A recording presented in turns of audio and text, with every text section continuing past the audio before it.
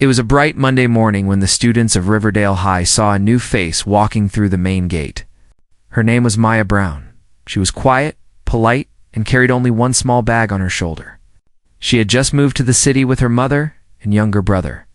Maya did not talk much. She kept her eyes down and walked carefully through the crowded hallway. Many students turned their heads to look at her. Some smiled, but most whispered behind her back. They said things like, "Who's that new girl?" And she looked strange. Yeah, I heard them, but she did not answer. She had heard worse before. When she entered her first class, everyone stared. The teacher, Mrs. Parker, smiled kindly and said, "Class, this is Maya Brown. She just transferred here. Please make her feel welcome." Maya gave a small smile and sat at the back of the class. During the lesson, she listened carefully and took neat notes. But she could feel some eyes watching her. Two girls sitting in front kept turning around and whispering to each other. One of them, named Sophie Grant, was known as the most popular girl in school. She was rich, confident, and always had a group of friends around her. Sophie didn't like new people, especially ones who didn't show fear. At lunch break, Maya sat alone at a small table in the corner of the cafeteria. She unpacked her homemade sandwich and started to eat quietly.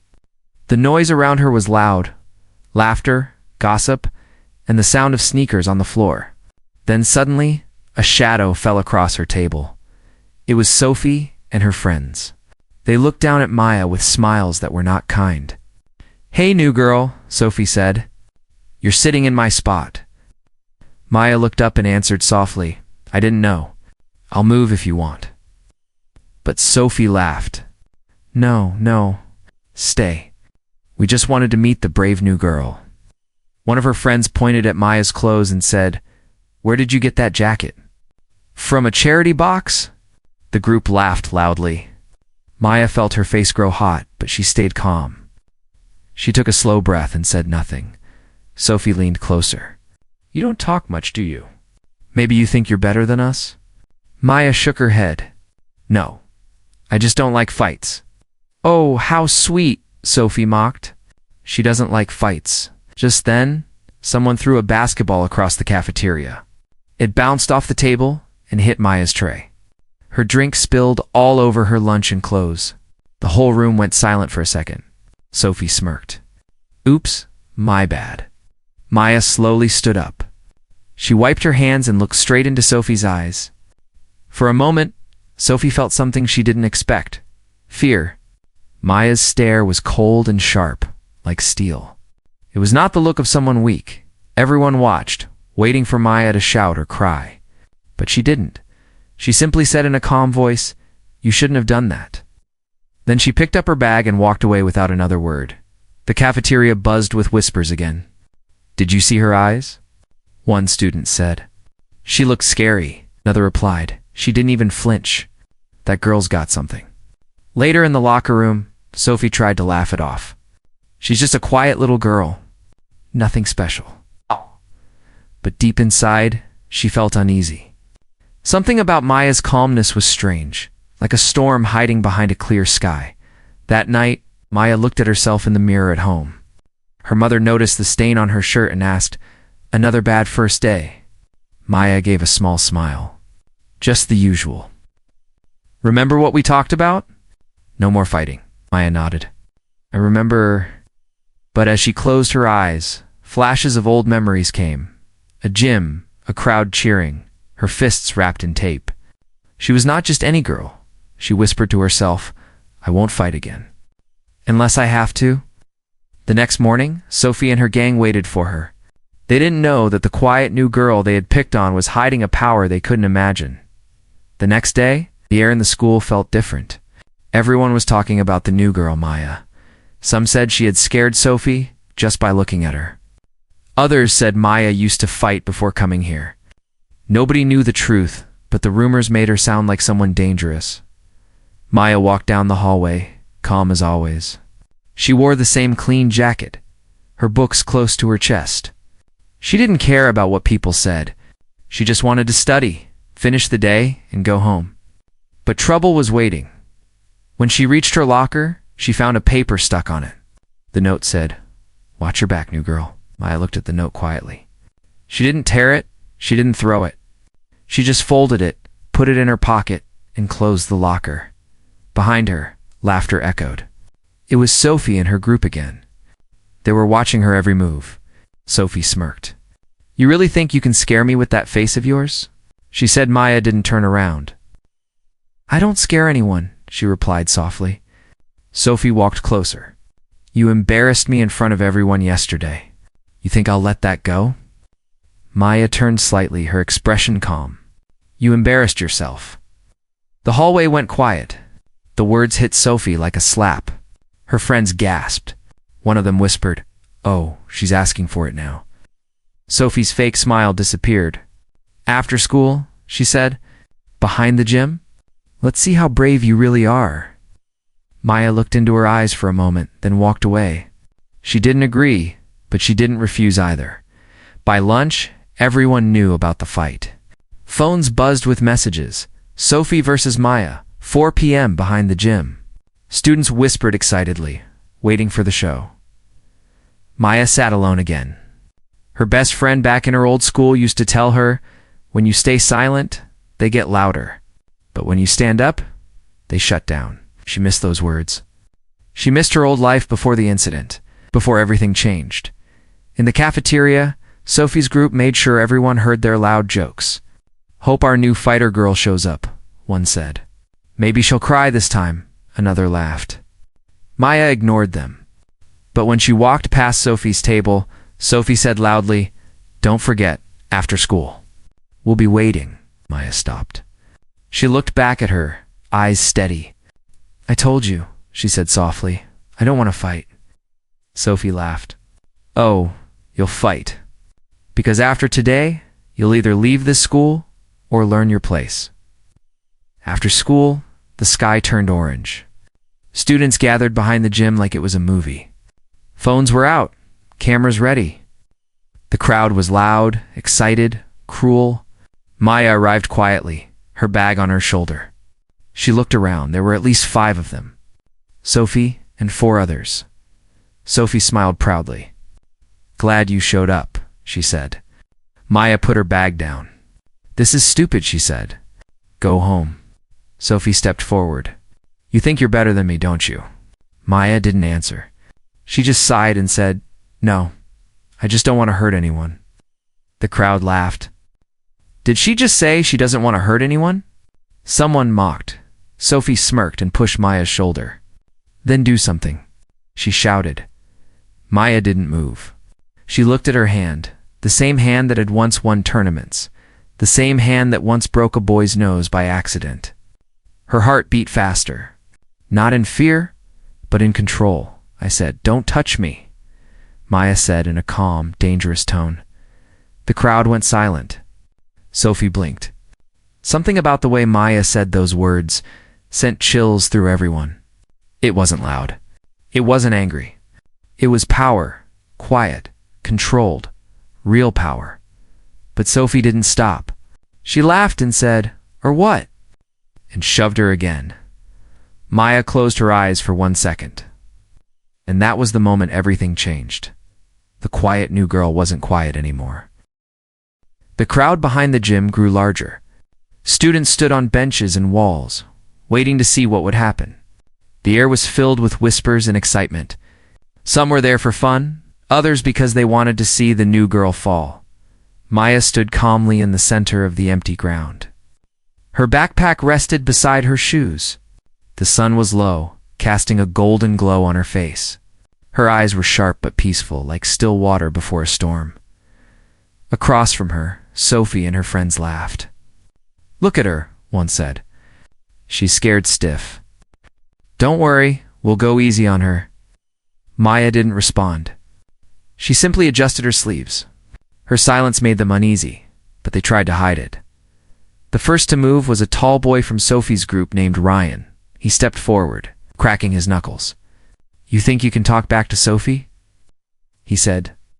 "Let's see how quiet you stay after this." He lunged toward Maya, swinging his arm. But in a blur, Maya stepped aside. Her movement was fast and precise.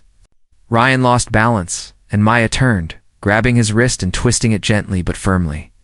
He fell to the ground with a groan. The crowd gasped. "Did you see that?" Someone shouted. "She didn't even try." Ryan sat up, holding his arm, shock written on his face. Maya looked at him and said quietly, "I told you." "Don't touch me." Sophie's smirk faded. Her heart pounded, but her pride wouldn't let her stop. "Get her." She yelled. Two more friends rushed forward, one from the left, one from the right. Maya moved like she had done it 1,000 times. She ducked under one's swing, blocked the other's shove, and used their own speed against them.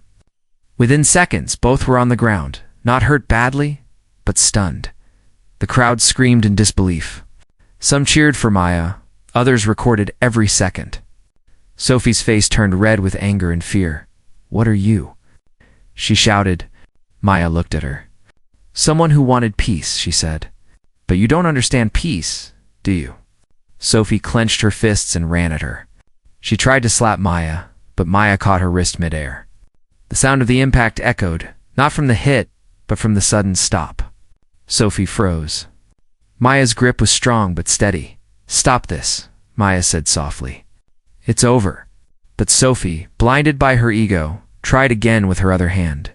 Maya blocked it easily and pushed her backward, not with anger, but control. Sophie stumbled and fell to the ground. The crowd went silent. All that could be heard was Sophie's heavy breathing and Maya's calm voice. "You think strength is about hurting others," Maya said. "It's not. Real strength is knowing when to stop." For a few seconds, no one moved. Even the students holding their phones lowered them. They were witnessing something more than a fight. They were seeing power without violence. Sophie sat on the ground, confused and embarrassed. "You think you're better than me?" she whispered. Maya shook her head. "No, I just know who I am." Maya picked up her bag and started to walk away. As she passed the crowd, students stepped aside silently, giving her space. No one laughed this time. No one spoke. When she reached the gate, she stopped for a second. She looked back at Sophie and said one last thing. "I didn't come here to fight. But if you push people long enough, you'll always meet someone who won't back down." Then she walked away, leaving a stunned crowd behind. Sophie sat there, her pride broken, her heart racing. For the first time, she felt something she never expected, respect, as the students slowly left. One boy whispered to another, "That girl isn't normal." Emma's friend nodded. "Yeah, she's something else." And from that day, the story of the quiet new girl spread through the whole school like fire, a story no one would ever forget. That night, Maya sat on her bed, staring at her hands. They were steady now, but her heart was not. Every move she made behind the gym still replayed in her mind. She hadn't meant to hurt anyone, only to stop them. But deep inside, the old feeling had returned. The feeling she had worked so hard to bury. Her mother knocked on the door and stepped in. "You're quiet tonight," she said softly. Maya didn't answer. She just kept staring at her palms. Her mother noticed the small red marks on them, the signs of training. "Maya," she said, sitting beside her. "It happened again, didn't it?" Maya sighed. "They wouldn't stop, Mom. I tried to walk away." Her mother took her hand. "You promised me no more fighting." "I know," Maya whispered, "but they left me no choice." Her mother looked at her daughter, the same calm eyes, the same strength she had seen in her late husband. "You're just like your father," she said quietly. Maya looked up. "Dad would have done the same," yes, her mother said, "but it cost him everything." There was silence between them. The clock ticked softly. Outside, the streetlights flickered in the wind. Her mother stood up and walked to the drawer. She took out an old photograph and handed it to Maya. It was a picture of a man in a military uniform, smiling proudly, holding a young girl on his shoulders. "Maya, years ago, you remember this day?" her mother asked. Maya nodded. "He had just won a medal. He was brave," her mother said. "But he believed too much in fighting. Even when peace was possible, he fought. He thought strength meant never backing down." Maya looked at the photo, her eyes softening. "He taught me everything I know." "Yes," her mother said, "and he taught you well. But he didn't want you to live the same life. That's why he made me promise that if anything ever happened to him, I would make sure you never used your hands for anger again." Maya closed her eyes. A memory came rushing back, the sound of a whistle, a training ground, her father's voice shouting, "Focus, Maya! Your strength is in control, not in rage." She was 10 years old then, learning martial arts in their backyard. She had won her first medal that year. Her father called her "my little warrior." But 2 years later, he was gone, lost in a rescue mission overseas. Maya had broken that day. Her world turned silent. She stopped training. She stopped smiling. Fighting felt like a curse that took everything away. Now sitting in her room, Maya felt those old memories twist inside her. "I didn't want to fight," she said softly, but they wouldn't stop. Her mother placed a hand on her shoulder. "I know. But remember, real strength is not about defeating others. It's about protecting what matters." Maya nodded slowly. "Maybe that's what I did," her mother smiled gently. "Maybe, but promise me, Maya, next time, don't let anger make the choice. Let wisdom do it." Later that night, Maya stood by the window. The moonlight fell across her face. She looked at her reflection and whispered, "I'm not my father. I'm me." Down the street, a car passed by, breaking the silence. She opened her drawer and took out a small wooden box. Inside were her old medals, covered in dust. She touched one gently and smiled faintly. "I'll fight again," she said, "but not for pride. For peace." The next morning, when she entered school, everyone looked at her differently. Some stared in awe, others in fear. But Maya walked calmly, her head held high. She was not running anymore. She had accepted who she was, a fighter, not by choice, but by destiny. And while others saw only a quiet girl, Maya carried inside her the spirit of a soldier, a protector waiting for the right reason to rise again. Days passed after the fight behind the gym, but the story refused to die. Every hallway whispered Maya's name. Some called her brave, others called her dangerous. Videos of the fight spread secretly through the school's group chats. Everyone wanted to see the new girl who defeated Sophie and her friends without even breaking a sweat. Sophie, meanwhile, couldn't sleep. Her pride was shattered. Every time she closed her eyes, she saw Maya's calm face, those eyes that never flinched. The more she thought about it, the more she burned with anger. "I'm not going to let her win," Sophie said one afternoon, slamming her locker shut. Her best friend Olivia nodded. "Everyone's laughing at us. We have to do something." Sophie's jaw tightened. "If she wants to play tough, let's show her what real pain feels like." That day after school, Sophie gathered her group behind the sports shed. "We'll ruin her life," she said coldly. "Not with fists, with words." The plan was cruel. They started spreading lies saying Maya had been kicked out of her last school for hurting a teacher, that she used to fight for money, that she was violent and unstable. The lies traveled fast. By the next morning, even the teachers were whispering. Students avoided Maya in the hallway. Her seat in class became empty space. She could feel the stares and the silence pressing down on her in the cafeteria. When she sat at her usual corner table, everyone got up and left. Trays clattered, chairs scraped. She looked around alone again, just like before. She didn't cry. She didn't even frown. She just took a deep breath and kept eating. But deep inside, something hurt, not because of their hate, but because she had hoped things might finally change. That evening, the principal called her in.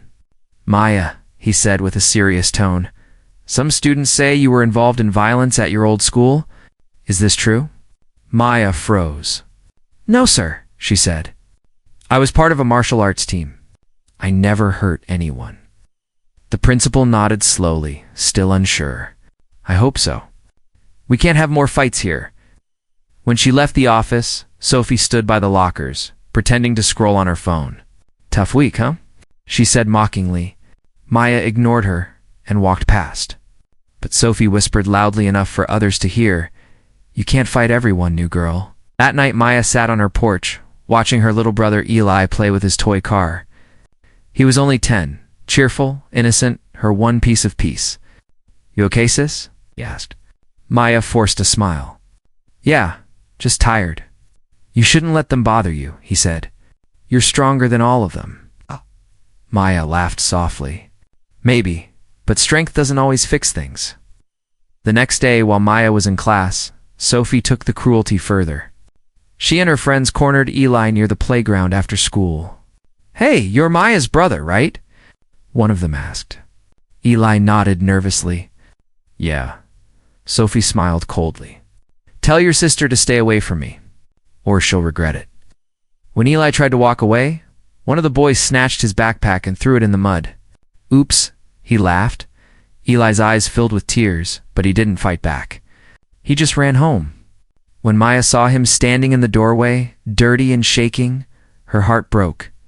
Who did this? She asked, kneeling beside him. He didn't speak at first. Then, in a small voice, he whispered, Sophie's friends. For a long moment, Maya said nothing. Her eyes were blank, but her breath grew heavier. Her fingers clenched slowly, not in rage, but in resolve. Her mother stepped into the room and saw the look on Maya's face. Maya, she said softly, don't. But Maya stood up. They hurt him, Mom. This isn't just bullying anymore. She looked out the window, her voice calm but firm. If they want to fight, she said, I'll give them one, just not the kind they expect. The next morning, Riverdale High was about to see a different Maya, one who would fight with her mind, not her fists. The next morning, the school halls were loud as usual, laughter, footsteps, and whispers. But when Maya entered, silence followed her like a shadow. Everyone turned. Some smiled nervously, others moved aside. They all felt that something was about to happen. Maya walked straight, her steps calm, her face unreadable. She was no longer the quiet girl everyone ignored. There was something different in her eyes.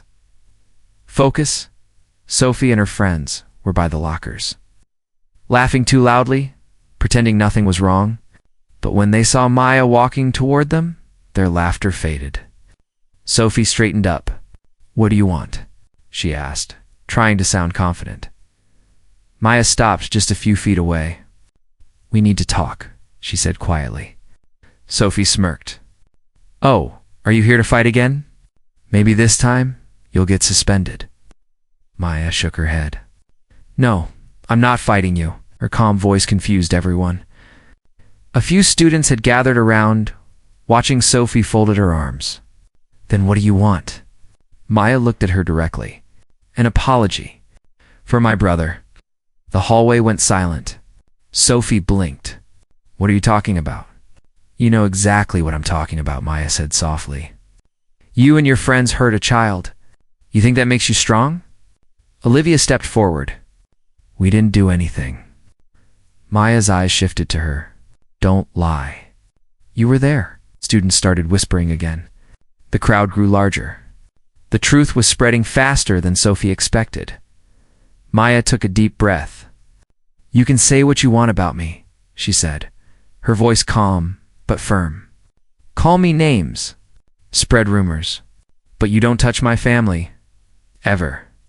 Sophie rolled her eyes, but her voice shook a little. You think you scare me? I don't want to scare you, Maya said. I want you to understand. She stepped closer. You act like you own this school, like making people afraid gives you power.